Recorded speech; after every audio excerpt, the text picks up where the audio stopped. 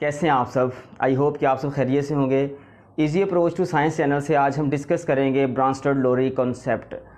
ब्रॉन्स्टड-लोरी concept के topic में हम इसकी डेफिनेशन देखेंगे, कुछ रिएक्शंस देखेंगे और साथ में हम कॉन्जुगेट एसिड, कॉन्जुगेट बेसिस क्या होती हैं, इनकी डेफिनेशंस और साथ में कुछ रिएक्शंस देखेंगे। लास्ट में हम ब्रॉन्स्टड-लोरी कॉन्सेप्ट की कुछ लिमिटेशंस भी देखेंगे कि कौन से एतराज़ात जो हैं इस कॉन्सेप्ट पे लगे हैं। तो स्टार्ट करते हैं हम अपना बाकायदा जो लेक्चर है। 1923 की बात है, ठीक है। एक साइंटिस्ट थे जिनका नाम था ब्रॉन्स्टेड। ये डेनमार्क के रहने वाले थे, ठीक है। इनको डेनमार्क के रहने वाले लोगों को हम डैनिश कहते हैं। तो डेनमार्क के रहने वाले साइंटिस्ट थे। इन्होंने क्या किया, एक कॉन्सेप्ट दिया एसिड्स के बारे में। और इसी time at the same time एक साइंटिस्ट थे, लॉरिन का नाम था। ये रहने वाले थे इंग्लैंड के, ठीक है। इनको हम इंग्लिश कहते हैं, ठीक है। जो इंग्लैंड के रहने वाले थे इनको इंग्लिश कहते हैं। इन साइंटिस्ट ने एट द सेम टाइम, एक ही टाइम में, यानी इस टाइम इन्होंने एसिड्स और बेसिस का जो कॉन्सेप्ट है वो केमिस्ट्री में इंट्रोड्यूस करवाया, ठीक है। इनके मुताबिक एसिड्स किन सब्सटेंसेस को कहते हैं या बेसिस किन सब्सटेंसेस को कहते हैं, ये समझने से पहले मैं आपको एक छोटा सा जो कॉन्सेप्ट है, जो टर्म है वो देना चाहता हूँ। वो है प्रोटॉन के बारे में, क्योंकि इनके जो कॉन्सेप्ट हैं ये प्रोटॉन पे बेस करते हैं। तो पहले हम समझ लेते हैं कि प्रोटॉन किसको कहते हैं यहाँ पे, ठीक है। हमें पता है कि हाइड्रोजन का जो एटॉमिक नंबर होता है वो कितना होता है जी? 1 होता है, ठीक है। हाइड्रोजन का एटॉमिक नंबर होता है जी 1, ठीक है। एटॉमिक नंबर 1 होने से मुराद क्या है कि इसके अंदर प्रोटॉन 1 है, ठीक है। ये फ़र्ज़ करें इसका जनाब न्यूक्लियस है, ठीक है। तो न्यूक्लियस के अंदर प्रोटॉन कितने हैं जी? 1 प्रोटॉन है। प्रोटॉन पे चार्ज कौन सा होता है? हमेशा पॉजिटिव चार्ज होता है। अब एक इलेक्ट्रॉन है, इस पे नेगेटिव चार्ज होता है और अंदर प्रोटॉन है जिस पे पॉजिटिव चार्ज होगा। अगर ये इलेक्ट्रॉन यहाँ से रिमूव हो जाए, ठीक है, यहाँ से रिमूव हो जाए या किसी तरह से इसको अलहदा कर दिया जाए, तो बाकी हमारे पास क्या बचेगा? प्रोटॉन बचेगा। तो प्रोटॉन पे चार्ज कौन सा है? पॉजिटिव चार्ज है। यानी कि हाइड्रोजन पर यहाँ पे हम कहेंगे कि पॉजिटिव चार्ज आ रहा है, यानी इसके ऊपर अगर हम देखें तो यहाँ पे अब इलेक्ट्रॉन की कोई अमल दखल नहीं है, इलेक्ट्रॉन यहाँ पे नहीं आ रहा, सिर्फ़ और सिर्फ हमारे पास प्रोटॉन है। सो हम यहाँ पे इस वाले टॉपिक में या इस वाली जो हमारी डिस्कशन है उसमें इसको हम प्रोटॉन कहेंगे, प्रोटॉन के तौर पे हम इसे यूज़ करेंगे, ठीक है। तो ये आपने याद रखना है। यहाँ पे जब मैं प्रोटॉन का वर्ड यूज़ करूँगा तो आपने ज़हन में रखना है कि हाइड्रोजन की इस फॉर्म को प्रोटॉन कहते हैं जब उसमें से इलेक्ट्रॉन रिमूव हुआ हो। तो अगर हम इसकी डेफिनेशन देखें, substance that can donate a proton to another substance is called acid, ठीक है। वो सब्सटेंस, वो चीज़ जो अपना एक प्रोटॉन डोनेट कर देती है किसी दूसरे सब्सटेंस को, उसको हम एसिड कहते हैं अकॉर्डिंग टू देयर कॉन्सेप्ट्स। इनके कॉन्सेप्ट, ये दो साइंटिस्ट थे, इन्होंने कहा था कि वो चीज़ एसिड होगी जो अपना जो है प्रोटॉन किसी दूसरे सब्सटेंस को डोनेट कर देती है, ठीक है। अच्छा, अगर हम इस बेस की डेफिनेशन देखें इनके मुताबिक, तो बेस की डेफिनेशन होगी a substance that can accept a proton from the other substances that is called base, ठीक है। ये इनके मुताबिक इनकी डेफिनेशंस थी। आप इन डेफिनेशन को नोट कर लें। अब मैं आपको इसको एग्जांपल से समझाता हूँ कि किस तरह कोई स्पीशीज़ या कोई जो सब्सटेंस है वो अपना प्रोटॉन डोनेट करता है और किस तरह कोई सब्सटेंसेस अपना प्रोटॉन जो है वो एक्सेप्ट करता है। इसको हम एक एग्जांपल की मदद से देखते हैं कि किस तरह ब्रॉन्स्टड-लोरी कॉन्सेप्ट ट्रू है, ठीक है। तो ये हमारे पास एक डेफिनेशन है, बहुत ही फेमस एसिड है हमारे पास HCl, ठीक है। और साथ आप इसको रिएक्ट करवा दें अमोनिया के साथ NH3। जब ये आपस में रिएक्शन करेगा तो होगा कैसे? ये जो हमारे पास HCl है, यहाँ से एक प्रोटॉन जो है वो यहाँ पे ट्रांसफ़र होगा। यहाँ पे ट्रांसफ़र क्यों होगा? उसकी वजह है, हमें पता है कि जो नाइट्रोजन होता है इसके आउटरमोस्ट शेल में टोटल 5 इलेक्ट्रॉन होते हैं। 5 इलेक्ट्रॉन होते हैं, तो वो 5 इलेक्ट्रॉन जो हैं वो किस लिए होते हैं? बॉन्डिंग के लिए होते हैं, किसी ना किसी के साथ बॉन्ड करने के लिए। ठीक है, तो यहाँ पे इसने 3 इलेक्ट्रॉन्स यूज़ किए हुए हैं हाइड्रोजन के साथ बॉन्डिंग के लिए। बाकी जो 2 इलेक्ट्रॉन्स हैं वो यहाँ लोन पेयर की सूरत में इसके ऊपर पाए जाएंगे, यानी इसके ऊपर एक इलेक्ट्रॉन्स का पेयर अवेलेबल है। जब ये वाला जो अमोनिया है, ठीक है, इस HCl के साथ रिएक्ट करेगा तो यहाँ से जो प्रोटॉन है, यहाँ पे जो H है उसको क्या करेगा? एक्सेप्ट करेगा। एक्सेप्ट करने के लिए आपको पता है कि जब कोई जो कह लें कि मॉलिक्यूल है या कोई सब्सटेंस है, वो इस तरह बॉन्ड बनाता है कि अपना इलेक्ट्रॉन पेयर दे, तो इलेक्ट्रॉन पेयर देने से उस पर चार्ज कौन सा आ जाता होता है? पॉजिटिव आता है, क्योंकि ये असल में खुद चार्ज है, नेगेटिव है। जब ये जाएगा तो क्या हो जाएगा? ऑटोमेटिक ही इस पर पॉजिटिव चार्ज आ जाएगा, तो H कितने हो जाएंगे हमारे पास? 4 हो जाएंगे। ठीक है, इसने यहाँ पे जो इसकी अगर हम देखें इसकी अगर आयनाइजेशन देखें तो इसमें H के ऊपर पॉजिटिव होता है और क्लोरीन के ऊपर नेगेटिव होता है। तो क्या होगा कि ये जो इलेक्ट्रॉन पेयर है वो इस प्रोटॉन को अपनी तरफ अट्रैक्ट करेगा और उसको अपने साथ उसकी बॉन्डिंग कर लेगा। ठीक है, तो यहाँ पे ये हमारे पास अमोनियम आयन बन गया, और जो बाकी क्या बची चीज़ वो बची है हमारे पास क्लोरीन नेगेटिव आयन। ठीक है, ये देखें यहाँ पे अगर आप गौर करें, इसकी इनकी डेफिनेशंस बनाते हैं कि डेफिनेशन इनकी क्या होगी। देखें यहाँ पे अगर आप गौर करें तो प्रोटॉन किसने दिया है? इसने दिया है कि इसने दिया है? हाइड्रोक्लोरिक एसिड ने दिया है। तो इनके मुताबिक ये चीज़ जिसने प्रोटॉन दिया है वो क्या चीज़ होगी? जिसने डोनेट किया है उसको हम कहेंगे एसिड, क्योंकि वो कहते हैं ना कि जो एसिड है वो चीज़ है जो प्रोटॉन डोनेट करती है। तो इसने यहाँ पे प्रोटॉन दिया है, तो ये क्या चीज़ कहलाएगी? एसिड कहलाएगी। यहाँ पे ये चीज़ क्या है जी? अमोनिया, क्योंकि इसने अपना जो है इलेक्ट्रॉन पेयर डोनेट करके, इलेक्ट्रॉन पेयर दे के यहाँ से H आयन जो है वो क्या किया है? कैप्चर किया है, H आयन लिया है या प्रोटॉन लिया है, इसकी वजह से हम इसको कहेंगे बेस। ठीक है, तो ये यहाँ पे बेस के तौर पे एक्ट कर रहा है, ये यहाँ पे एसिड के तौर पे एक्ट कर रहा है, क्योंकि इसने यहाँ पे प्रोटॉन आयन दिया है। ठीक है, यहाँ पे देखें अगर आप गौर से, ठीक है, तो ये हमारे पास बना है अमोनियम आयन, ये बना है हमारे पास क्लोराइड आयन नेगेटिव फॉर्म में। तो ये इसका है, इसको हम इसलिए एसिड कहेंगे यहाँ पे। अगर आप इसकी मज़ीद डेप्थ में जाएँ, इसको अगर आप और मज़ीद डीपली देखना चाहें तो यहाँ पे अगर हम गौर करें तो ये रिएक्शन क्या है? रिवर्सिबल रिएक्शन है। ये रिएक्शन कौन सा है? रिवर्सिबल रिएक्शन, यानी कि ये वाला जो रिएक्शन है ये रिवर्स प्रोसेस में भी आएगा। एक बात आपने और याद रखनी है, 9th क्लास के 7th चैप्टर में आप इलेक्ट्रोकेमिस्ट्री में आपने एक बात बड़ी डिटेल के साथ पढ़ी है कि रिडॉक्स रिएक्शंस होते हैं। रिडॉक्स रिएक्शंस क्या होते हैं? वो रिएक्शंस जिनमें ऑक्सीडेशन रिएक्शंस और reduction reaction at the same time हो रहे हों। ठीक है, ऑक्सीडेशन भी हो रही है, रिडक्शन भी हो रही है, तो उसको कलेक्टिवली हम कह देते हैं कि ये रिडॉक्स रिएक्शंस हैं। तो यहाँ पे अगर आप गौर करें तो ये भी एक तरह का रिडॉक्स रिएक्शन है। क्यों रिडॉक्स रिएक्शन है? क्योंकि यहाँ पे ये जो चीज़ बनी है हमारे पास, ठीक है, इसने दोबारा इस फॉर्म में आ जाना है, क्योंकि ये हमारे पास रिवर्सिबल रिएक्शन हमें दिखाई दे रहा है।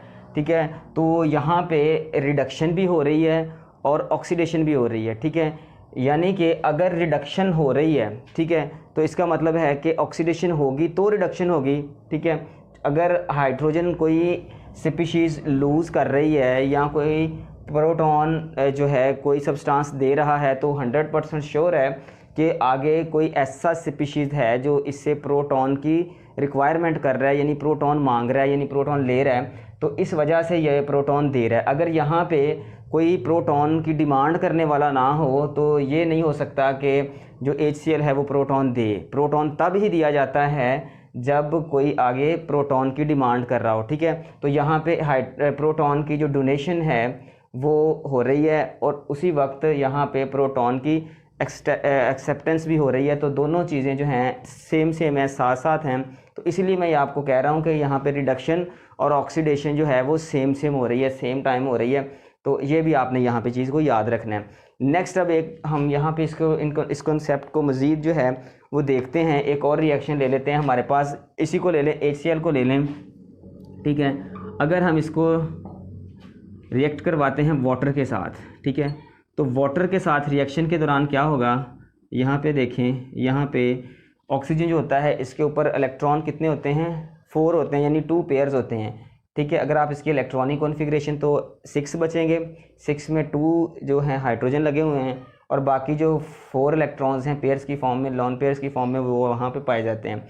अब क्या होगा कि जो वाटर है, ठीक है, वो रिक्वायरमेंट कर रहा है यहाँ पे कि उसे कोई प्रोटॉन मिले, ठीक है।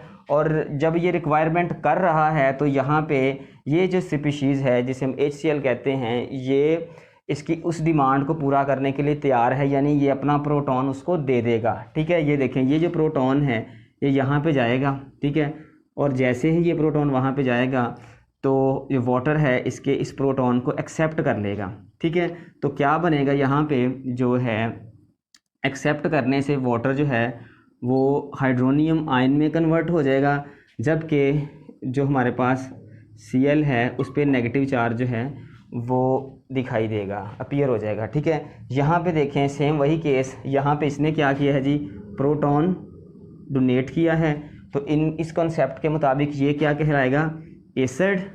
इसने क्या किया है जी, प्रोटॉन यहाँ पे एक्सेप्ट किया है, इसने डोनेट किया था, इसने एक्सेप्ट किया है, तो ये यहाँ पे क्या कहलाएगा, बेस। ये चीज़ आपने याद रखनी है, ठीक है। अब देखें यहाँ पे जो मैं आपको समझाने की कोशिश करना चाह रहा हूँ वो ये है कि अगर देखें ये इस फॉर्म में चला जाता है तो ये इस बात की गारंटी है, क्योंकि यहाँ पे रिवर्सिबल रिएक्शन है, ये फॉरवर्ड रिएक्शन था, और ये रिवर्स रिएक्शन भी हो सकता है, ठीक है। जब फॉरवर्ड है तो इसने 100% है कि इसने रिवर्स में भी जाना है, तो रिवर्स में जब जाएगा तो यहाँ पे क्या होगा, ये जो चीज़ हमारे पास बनी है, ठीक है, ये देखें ये कैसे बनी है, ये बनी है हमारे पास यहाँ से एक प्रोटॉन जो है उसको एक्सेप्ट करने से, ठीक है। ये स्पीशीज़ कैसे बनी है, प्रोटॉन को एक्सेप्ट करने से। ये स्पीशीज़ जो हमारे पास कैसे बनी है, प्रोटॉन को डोनेट करने से। अब जब यहाँ पे अगर आप देखें इसने इस फॉर्म में जाना है तो होगा क्या, यहाँ पे ये जो है हमारे पास हाइड्रोनियम आयन है, यहाँ पे ये प्रोटॉन क्या करेगा, डोनेट करेगा, क्योंकि इसके पास प्रोटॉन है। ये वाला जो है हमारे पास सब्सटेंस, इसके पास प्रोटॉन है नहीं, तो ये चूंकि इसके पास प्रोटॉन है नहीं तो ये डोनेट तो नहीं ना कर सकता, तो फिर हम इस तरह कहेंगे कि ये यहाँ पे क्या कर रहा है, प्रोटॉन एक्सेप्ट कर रहा है, लिहाजा यहाँ पे ये क्या कहलाएगा, क्योंकि इसने क्या करना है, यहाँ पे प्रोटॉन देना है, ठीक है। तो हम यहाँ पे इसको कहेंगे कॉन्जुगेट एसिड, इसको हम कहेंगे कॉन्जुगेट बेस, ठीक है जी। क्यों कहेंगे, क्यों हम डायरेक्ट एसिड या बेस क्यों नहीं कह रहे, क्योंकि ये इनसे बने हैं, अब ये दोबारा इस फॉर्म में आ सकते हैं।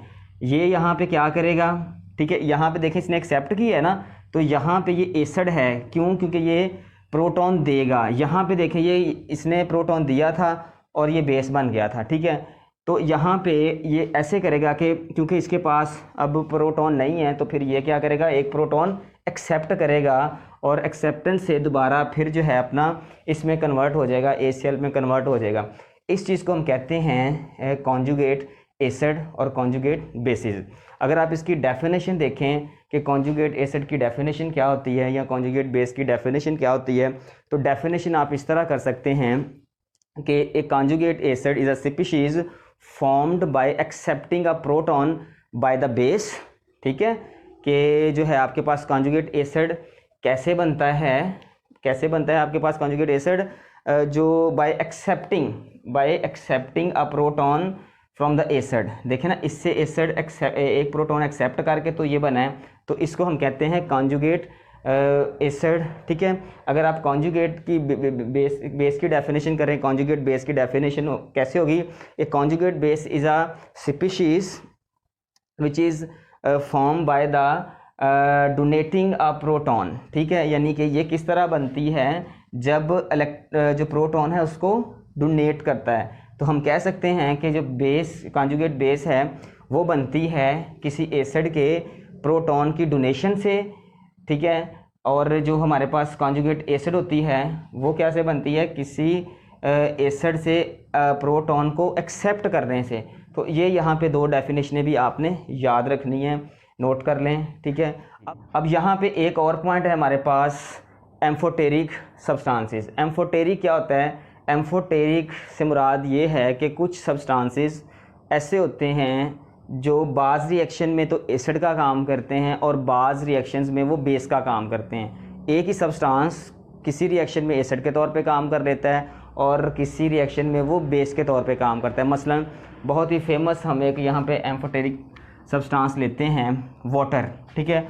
वाटर को अगर आप एसिटिक एसिड में इसका रिएक्ट करवाएं, ठीक है, CH3COOH वाटर, ठीक है, यहाँ पे देखें तो इसने क्या करना है, इससे एक जो प्रोटॉन है वो ले लेना है। आपको पता है कि जो ऑक्सीजन है इस पे 2 पेयर ऑफ इलेक्ट्रॉन्स होते हैं, सो ये 1 पेयर जो है वो क्या करेगा, इससे जो है इलेक्ट्रॉन को गेन कर लेगा, ठीक है। यहाँ पे क्या बच जाएगा जी, CHOO नेगेटिव, ठीक है, और यहाँ पे क्या बनेगा, हाइड्रोनियम आयन।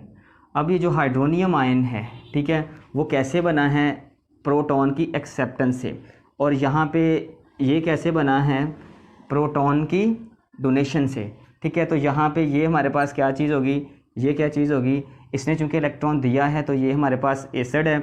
यहाँ पे वाटर, अब ध्यान रखना है कि यहाँ पे वाटर चूँकि इसने प्रोटॉन एक्सेप्ट किया है तो ये क्या है जी, बेस है इनके कॉन्सेप्ट के मुताबिक, ठीक है। अगर आप सेम वाटर को यहाँ पे एक और रिएक्शन में अगर आप देखें, सिंपल इसको आप देखें कि वाटर बेस कब कहलाता है, तो आप देखें, मैं आप एक और रिएक्शन करवाता हूँ आपको। ये हमारे पास अमोनिया है। अमोनिया को अगर आप वाटर के साथ रिएक्ट करने का मौका देते हैं तो क्या होगा, यहाँ पे अमोनिया जो है, आपको पता है कि नाइट्रोजन के पास यहाँ पे एक जो पेयर है इलेक्ट्रॉन्स का वो है, तो वो क्या करेगा, इस पेयर की वजह से यहाँ इसको H आयन देगा नहीं, सॉरी प्रोटॉन नहीं देगा, बल्कि इससे प्रोटॉन ले लेगा। तो जब प्रोटॉन इससे लेगा तो कैसे होगा, यहाँ पे ये अमोनियम आयन जो है यहाँ पे बन जाएगा, इसके ऊपर जो है, इस सब्सटेंस के ऊपर जो है वो क्या आ जाएगा, मॉलिक्यूलर आयन है, ठीक है। मॉलिक्यूलर आयन हम इसको कहते हैं। मॉलिक्यूलर आयन पे क्या आएगा, पॉजिटिव, क्योंकि यहाँ पे इसका जो है पेयर ऑफ इलेक्ट्रॉन जो है उसने पार्टिसिपेट किया है, और यहाँ पे ये जो है वाटर, इसने यहाँ पे असल में ना इसकी आयनाइजेशन हुई है इस तरह, मैं यहाँ पे रफ सी आपको कर देता हूँ, ऐसे हुआ है, ठीक है। ये देखें तो H चूँकि इसके पास चला गया, बाकी क्या बचा हमारे पास, OH, ठीक है। OH हम यहाँ पे लिख देंगे हाइड्रोक्साइड आयन, ये देखें, ठीक है, इस पर नेगेटिव आएगा। तो ये हमारे पास क्या है जी, वाटर जो मुख्तलिफ़ रिएक्शंस में मुख्तलिफ़ तरह का बिहेव करता है। यहाँ पे ये बेस है, यहाँ पे ये एसिड है। एसिड कैसे है, मैंने अभी आपको बताया कि इसने इसको जो है वो प्रोटॉन दिया है, तो ये यहाँ पे एसिड है, इसने यहाँ पे प्रोटॉन एक्सेप्ट किया है, तो ये यहाँ पे क्या है जी, बेस। ये तो अगर हम इसकी अब डेफिनेशन करें तो हम कह सकते हैं क्या, species that behaves acid as well as base in different reactions, that is called amphoteric species और एम्फोटेरिक सब्सटेंसेस। चलें जी, अब हम इसकी कुछ लिमिटेशंस देख लेते हैं, शॉर्टकमिंग्स देख लेते हैं, वो कौन सी हैं। तो ये देखें, हमारे पास एक बहुत ही, मैं लिमिटेशन की हेडिंग दे देता हूँ, लिमिटेशंस। इसकी 2 लिमिटेशंस हैं जस्ट, ठीक है, आम सी हैं, सिंपल सी हैं, वो आपको याद रह जाएंगी, ठीक है। पहली जो हमारे पास ये है लिमिटेशन, वो ये है कि कुछ सब्सटेंसेस ऐसे होते हैं जिनके पास प्रोटॉन नहीं होता, ठीक है। जैसे फ़र्ज़ करें ये आपके पास है, ठीक है, कार्बन डाइऑक्साइड है, ठीक है, या सल्फ़र ट्राइऑक्साइड है। इस तरह के सब्सटेंसेस को हम किस बुनियाद पे एसिड कहेंगे या किस बुनियाद पे बेस कहेंगे, तो ये फिर है इसकी शॉर्टकमिंग है कि हमें ब्रांच-लोरी कॉन्सेप्ट, इस तरह के जो सब्सटेंसेस हैं, इस तरह के कंपाउंड्स हैं, इस तरह के जो मॉलिक्यूल्स हैं, उनके बारे में नहीं बताता कि वो एसिड हैं या बेस हैं। ये इसकी एक लिमिटेशन है, ये इसकी एक शॉर्टकमिंग है, ये इसका एक नुक्स है इस कॉन्सेप्ट का, ठीक है। तो ये आपने याद रखना है कि ये इसकी शॉर्टकमिंग है कि all the substances, all the species like these that are not justify through these concepts, acid और बेस, ओके। तो ये आपने याद रखना है। नेक्स्ट और चीज़ आपने याद रखनी है कि ये हमारे पास दूसरी लिमिटेशन है, कुछ सब्सटेंसेस ऐसे होते हैं जैसे कैल्शियम ऑक्साइड हो गया, सोडियम ऑक्साइड हो गया, या इस तरह के और भी बहुत से कंपाउंड्स हैं जिनको हम इस कॉन्सेप्ट के मुताबिक ना तो एसिड कह सकते हैं ना बेस कह सकते हैं। ये एक्चुअली बेसिस हैं, लेकिन हम इस कॉन्सेप्ट की रूह से इसको बेस नहीं कह सकते। क्यों नहीं कह सकते? क्योंकि इन्होंने कोई प्रोटॉन एक्सेप्ट नहीं किया हुआ, इनके पास कोई प्रोटॉन नहीं है, ठीक है। क्योंकि इनके मुताबिक तो वो है ना बेस जिसने प्रोटॉन एक्सेप्ट किया हो। जैसे आपने देखा है यहाँ पे, ठीक है, ये सारे आपने देखा है, जैसे ये है, ठीक है, ये है, तो इन्होंने तो प्रोटॉन एक्सेप्ट किया है तो हम इनको बेस कह रहे हैं। लेकिन ये क्या है, इस कॉन्सेप्ट के मुताबिक हम इसको कुछ नहीं कह सकते। तो फिर यहाँ पे हम कह सकते हैं कि ये भी इसकी एक लिमिटेशन में बात आती है कि लोरी ब्रॉन्स्टेड कॉन्सेप्ट जो है ऐसी चीज़ों को एक्सप्लेन नहीं करता जिनमें प्रोटॉन आयन ना हो। तो अब हमारा ये जो टॉपिक पे एंड होता है। अगर आपको इस टॉपिक से रिलेटेड या कि केमिस्ट्री के किसी भी क्वेश्चन से रिलेटेड कोई भी क्वेश्चन या क्यूरी है तो आप अपने वैल्यूएबल कमेंट्स में हमसे रब्ता कर सकते हैं। तब तक के लिए अपना ख्याल रखिएगा। Best of luck.